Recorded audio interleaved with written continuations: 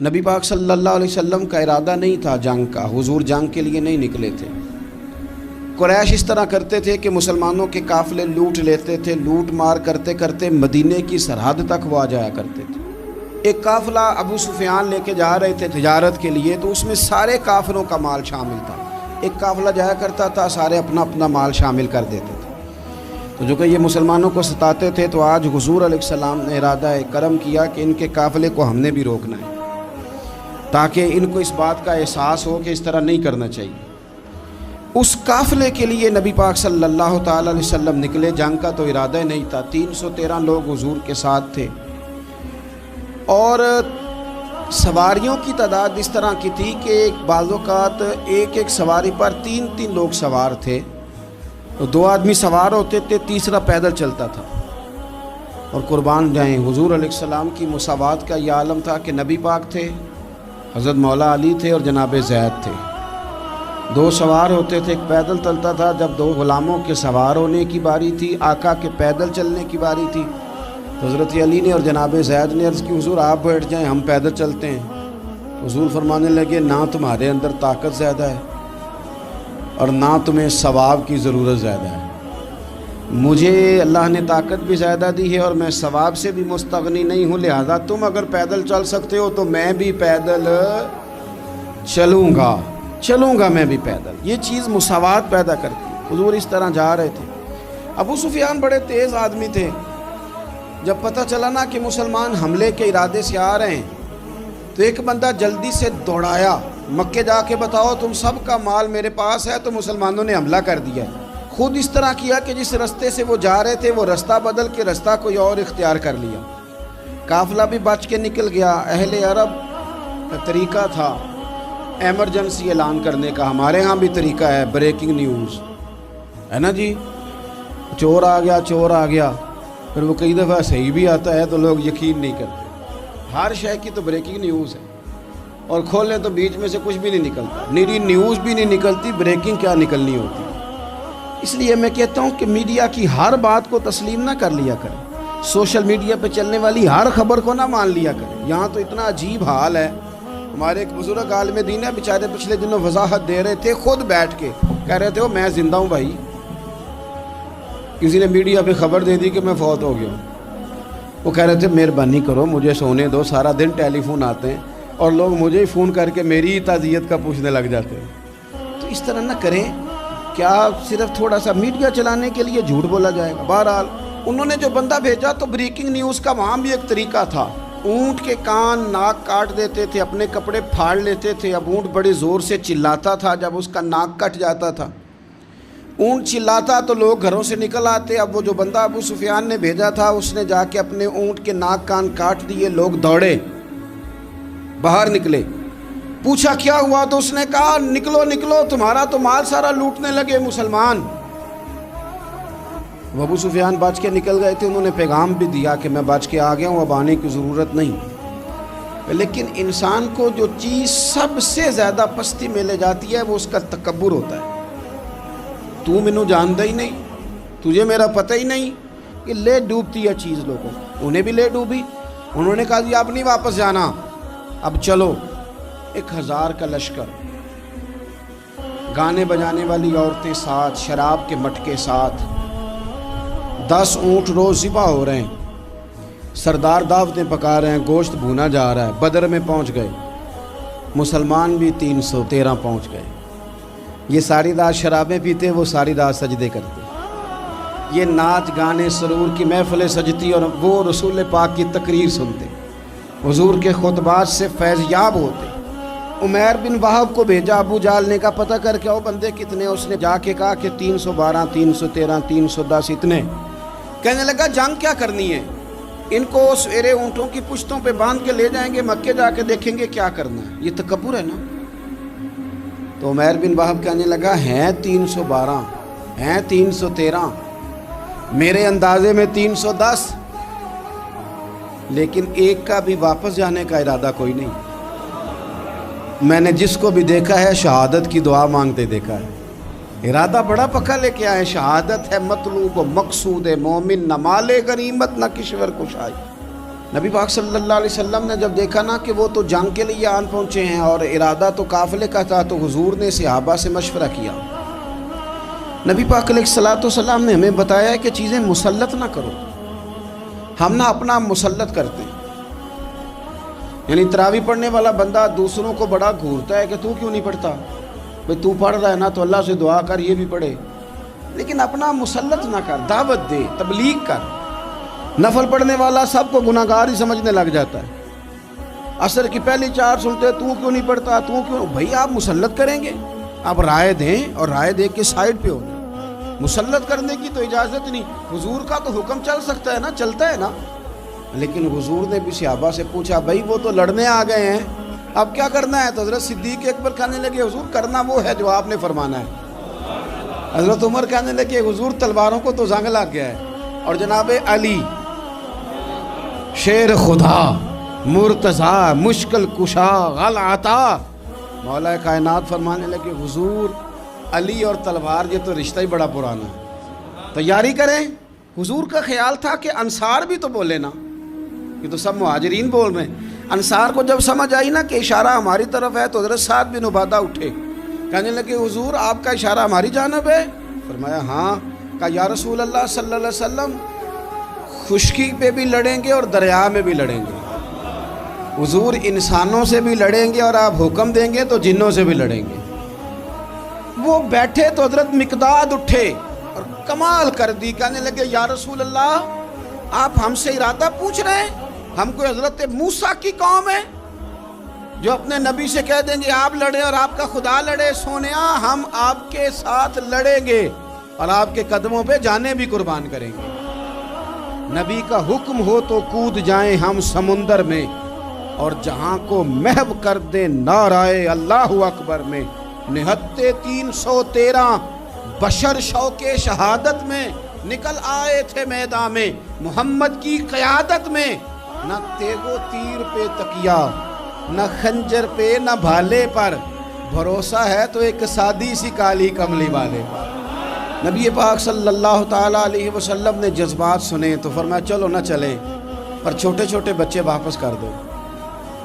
ایک چھوٹے بچے تھے عمیر بن ابی وقاص، حضرت سعد بن ابی وقاص کے بھائی، زمین پہ لیٹ کے رونے لگے سونیا میں نے بھی جانا ہے. کمپیوٹر کے لیے نہیں رو رہے، موبائل کے لیے نہیں رو رہے، نئی سائیکل کے لیے نہیں، شہادت کے لیے. حضور میں لڑوں گا اب مجھے لے کے تو چلیں. یا رسول اللہ میں طاقتور نکلوں گا لے کے تو چلیں. ان کے آنسو دیکھ کے حضور نے فرمایا لے چلو نا ساتھ. فطرت مسکرا رہی تھی. حضرت سعد بن عبادہ ایک دوسرے سے کہہ رہے تھے ہم سے لڑنے آیا ہے ابو جہل، جس قوم کے بچوں کی شجاعت کا یہ عالم ہے اس قوم میں علی کا کیا حال ہوگا اور امیر حمزہ کا کیا عالم ہوگا. یہ ہمارے ساتھ مقابلہ کریں گے یہ لوگ. اور چھوٹے اتنے تھے حضرت عمیر کے تلوار اپنے ہاتھوں سے اپنے گلے میں نہیں لٹکا سکتے تھے، وہ بڑے بھائی نے لٹکائی. میدان میں نکلے، حضور علیہ الصلوۃ والسلام نے تقریر کی، فرمایا تمہیں پتہ ہے تم کس جنت کی جانب جا رہے ہو؟ وہ جنت ہے جس کی چوڑائی زمین آسمان کے برابر ہے. حضرت عمیر بن حمام انصاری ایک صحابی تھے. جب کریم نے فرمایا نا جنت کی چوڑائی، کسی چیز کی لمبائی زیادہ ہوتی ہے چوڑائی کم ہوتی ہے، جب فرمایا نا کہ چوڑائی زمین آسمان کے برابر ہے تو حضرت عمیر بولے، کہنے لگے واہ واہ واہ واہ واہ. کھجوریں کھا رہے تھے، حضور نے فرمایا تو بڑی واہ واہ کر رہا ہے، کہ سونیا اتنی جنت پیاری ہے تو ہم دور کیوں ہیں، یہ دے نا ذرا تلوار. جلدی سے میدان میں نکلے، اللہ نے انہیں شہادت عطا فرمائی. رات ساری وہ مست رہے شراب کے نشے میں اور حضور ساری رات مصلی پہ رہے، ساری رات دعائیں مانگی. پتہ کیا کہا؟ اے اللہ یہ میری کل کمائی تھی 313 جو میں لے کے آ گیا ہوں، اگر یہ ہلاک ہو گئے تو قیامت تک کون تیری عبادت کرے گا، ان کی مدد فرما. اور ایک رات پہلے صفیں بھی سیدھی کرائیں، بلکہ صفیں سیدھی کراتے حضرت سواد کے پیٹ پہ چھڑی لگ گئی تو انہوں نے کہا حضور بدلا دیں.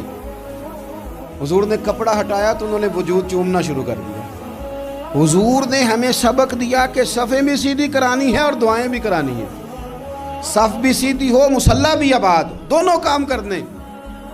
اور پھر توکل ہو، پھر تمہارا دل جمے کہ انشاءاللہ فتح اللہ مسلمانوں کو دے گا. رونے نہ رویا کرو, معیشت کے, معاشرت کے, غریبی کے, تنگ دستی کے, فقیری کے رونے نہ رو. اللہ کی مدد کو آواز دو. ہم نے وہ لوگ بھی دیکھے ہیں بیچارے جو نہ اسلامی معیشت پہ بات کرتے ہیں, نہ معاشرت پہ, نہ اخلاقیات پہ, اور جب بھی بات کریں گے کہیں گے حضور کو تو علم ہی کوئی نہیں تھا, قاری کچھ نہیں سکتے, مجبور محض تھے معاذ. یہ تقریریں کریں گے. یہ مسلم شریف کی حدیث ہے, کوئی اختلاف والی بات نہیں, پر بعض اوقات نا دل کو تکلیف ہوتی ہے کہ یار اس طرح کی باتیں کیوں کرتے ہو. یہ مسلم ہے. حضرت انس بن مالک فرماتے ہیں ایک رات پہلے حضور نے چھڑی پکڑی اور میدان بدر میں جا کے فرمایا, لکیر کھینچ کے فرمایا یہاں ابو جہل مرے گا, یہاں عتبہ مرے گا, یہاں شیبہ, یہاں ولید مرے گا. حضور نے لکیریں کھینچی. فرماتے ہیں باقی لوگ جنگ لڑ رہے تھے اور میں چپ کے لکیریں بھی دیکھ رہا تھا کہ حضور نے لگائی تھی. فرماتے ہیں اللہ کی عزت کی قسم کوئی کافر 1 انچ بھی ادھر ادھر نہیں ہوا, جہاں نبی پاک نے لکیر لگا دی تھی وہیں مرا ہے. یہ شان اللہ نے حضور کو دی ہے, حضور کے علم مبارک کا یہ کمال ہے. نہ اس طرح کی باتیں کریں جس سے امت تقسیم ہو. سویرے جنگ شروع ہوئی, صبح 3 کافر میدان میں نکلے, عتبہ, شیبہ اور ولید. 3 انصاری مسلمانوں کی جانب سے مقابلے میں نکلے, لیکن وہ تکبر جو ہوتا ہے نا وہ جان چھوڑتا نہیں. تو ولید کہنے لگا, عتبہ شیبہ کہنے لگے ہم نے نہیں ان سے لڑنا, یہ تو ہمارے پائے کے ہی نہیں, کوئی قریش میں سے بھیجو, قریش میں سے. آپ نے کون سا ناراض ہونا ہے, ویسے چودھریوں کے بچے, سیٹھوں کے بچے کچھ بھی نہیں کر پاتے, کیونکہ ساری زندگی لوگ چودھری صاحب کہہ کے دماغ ہی نہیں ٹھیک ہونے دیتے, وہ رہ جاتا ہے کام سے ہی.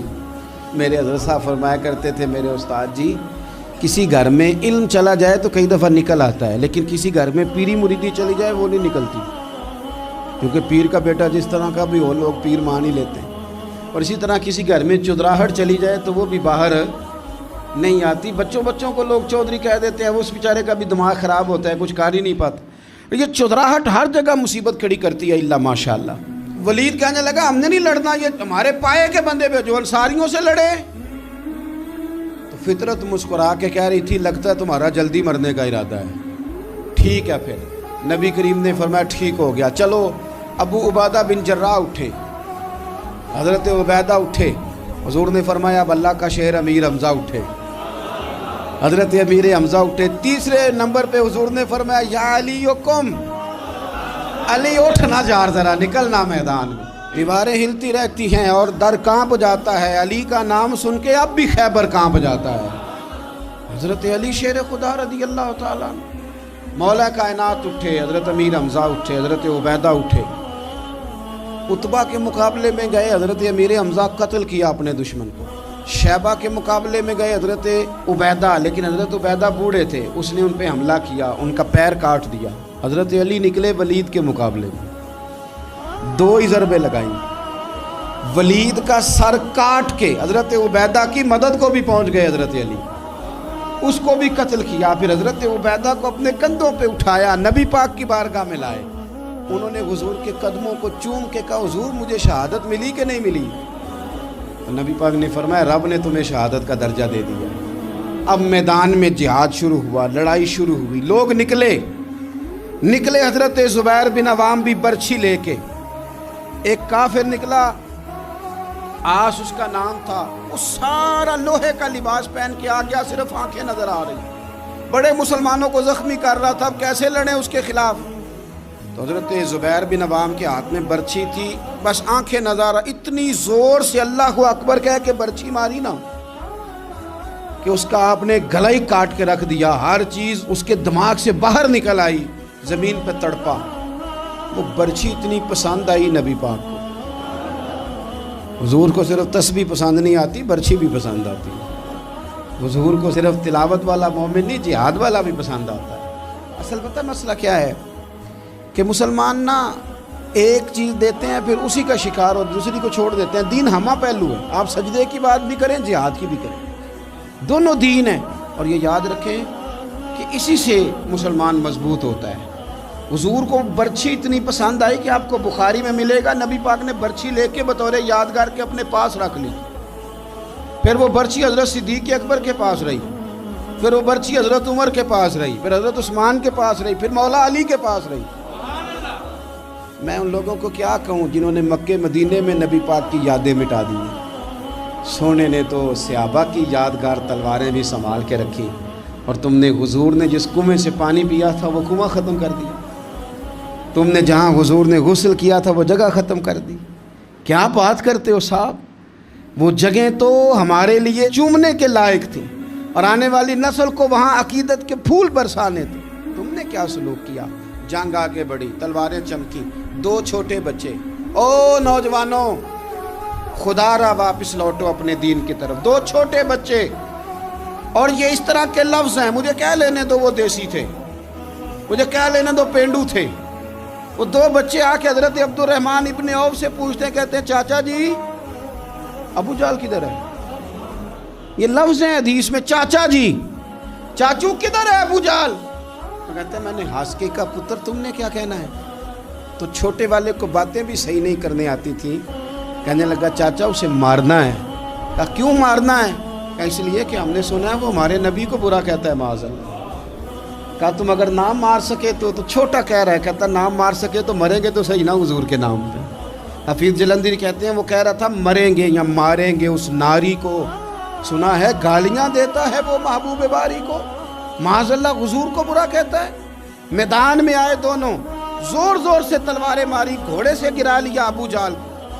حضرت معاذ جو تھے بڑے والے، ان کا بازو کٹ گیا، تھوڑا سا گوشت سا لٹک رہا تھا۔ یہ نرم و نازک بچے ہمارے، یہ میدانوں میں کام کریں گے؟ جن کو تھکاوٹ ہوتی ہے، جو پیناڈال کی گولی کھا کے سوتے ہیں رات کو، بازو لٹک رہا تھا۔ حضرت معاذ نے اس پر اپنا پیر رکھا، جھٹکا دے کے اتار دیا۔ حضرت عبداللہ ابن مسعود کو کہا، انہوں نے گردن کاٹ دی ابو جہل کی۔ دونوں تلواریں لے کے حضور کے پاس گئے۔ چھوٹا کہتا ہے حضور میں نے مارا ہے، بڑا کہتا ہے حضور میں نے مارا ہے۔ کہتا ہے نہیں تو پیچھے تھا، میں نے مارا ہے۔ وہ کہتے نہیں تو بعد میں آیا تھا، میں نے مارا ہے۔ فرمایا تلواریں دکھاؤ نا۔ جب تلواریں دکھائیں تو حضور فرمانے لگے تم دونوں نہیں مارا ہے، برابر کا ثواب ہے۔ جس کا بازو کٹا تھا کریم رسول نے فرمایا ادھر لا نا بازو، وہ بازو لائے، حضور نے اسی جگہ رکھ کے نا دوبارہ لعاب دہن لگایا۔ حضرت معاذ حضرت عثمان غنی کے زمانے تک موجود رہے۔ فرماتے ہیں کٹنے سے پہلے طاقت کم تھی، جب حضور نے جوڑا ہے تو طاقت پہلے سے زیادہ ہو گئی ہے، پہلے سے زیادہ ہو گئی ہے طاقت۔ کہتے ہیں کہ نبی پاک سید عالم صلی اللہ علیہ وسلم کی خدمت میں حضرت عکاشہ آئے، کہنے لگے سونیا میرے جذبات کنٹرول میں نہیں آ رہے، میں ان بے ایمانوں کے گلے کاٹوں گا، پر میرے پاس تلوار ہی کوئی نہیں، کوئی تلوار ہو تو ماروں نا۔ ایک درخت کی جڑ تھی، ٹہنی تھی، حضور نے یوں کر کے کھینچی اور میں یہ لینا تلوار۔ کہتے ہیں وہ حضور کے ہاتھوں میں ٹہنی تھی، میرے ہاتھوں میں آتی گئی اور تلوار بنتی گئی۔ پھر اس سے کافر کاٹے حضور کے معجزات۔ 5000 فرشتہ بھیجا اللہ نے جنگ بدر میں۔ کتنے؟ یہ میں نے بات اس لیے بیان کی ہے کہ اقبال نے ایک مشورہ دیا، کہتے ہیں تو فضائے بدر تو پیدا کر، فرشتے تیری نصرت کو اتر سکتے ہیں گردوں سے، کتار اندر کتار اب بھی۔ اقبال کیوں ایسا کہہ رہا ہے؟ تو اقبال کہتے ہیں اس لیے کہ آج بھی ہو اگر ابراہیم کا ایمان پیدا تو آگ کر سکتی ہے انداز گلستاں پیدا۔ 5000 فرشتہ آیا۔ مجھے تو لگتا ہے فرشتوں نے بھی دعا کی تھی کہ یا اللہ ہم تیرے نبی کی قیادت میں لڑنا چاہتے ہیں۔ فرشتے آئے، سپر پاور تھی روما، بڑی طاقتور سمجھتی تھی، ایران، روم، یہ کیسر و کسرا، بڑی طاقتیں تھیں۔ عرب کے لوگ تو بوریا نشین تھے، صحراؤں میں نکل کے انہوں نے الٹ پلٹ کے نہیں رکھ دی سارا کچھ۔ علامہ اقبال سے کسی نے پوچھا تھا کہ مسلمان دوبارہ سے کبھی میدانوں میں آئیں گے؟ تو اقبال کہنے لگے ہاں ہاں ضرور آئیں گے، آئیں گے، یہ نکلیں گے۔ کیا کس طرح؟ کہنے لگے میں نے فرشتوں سے سنا ہے، نکل کے صحرا سے جس نے روما کی سلطنت کو الٹ دیا تھا، نکل کے صحرا سے۔ قدسی کہتے ہیں فرشتوں کو، اقبال کہتے ہیں رات وہ باتیں کر رہے تھے، میں نے سنا ہے کہ نکل کے صحرا سے جس نے روما کی سلطنت کو الٹ دیا تھا، سنا ہے میں نے یہ قدسیوں سے کہ وہ شیر پھر ہوشیار ہوگا، وہ جاگے گا، وہ بیدار ہوگا۔ یہ قدسیوں سے سنا ہے میں نے، وہ آئے گا میدانوں میں۔ گمسان کا رن پڑا، ابو جال قتل ہوا، امیہ قتل ہوا، کچھ دیر کے بعد مارا گیا، ابو البختری اور عتبہ اور شیبہ اور ولید بڑے بڑے سردار قتل ہوئے، 70 کافر مارے گئے، 70 مسلمانوں نے قیدی بنا، باقی بھاگ گئے اور سامان چھوڑ کے بھاگ گئے اور گھوڑے چھوڑ کے بھاگ گئے، اور جس کو ادھر بھاگنے کا موقع ملا ادھر بھاگا، کہہ رہے تھے ان کو باندھ کے لے جائیں گے، اور جس کو ادھر بھاگنے کا موقع ملا وہ ادھر بھاگا۔ پیچھے سے حضرت سعد بن عبادہ بول رہے ہیں، کہنے لگے ہم نے تو سنا تھا مردوں سے مقابلہ ہے، تم تو بیویوں سے بھی کمزور نکلے ہو، کیا بھاگتے ہو؟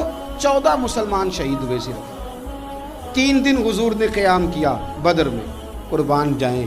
جنگ کا آغاز بھی میرے نبی کے سجدے سے ہوا، اور جنگ ختم ہوئی تو پھر کریم سجدے میں چلے گئے۔ اللہ تیری مدد آئی تو کام بنا، تیری مدد نہ ہوتی تو کچھ نہ کر پاتا۔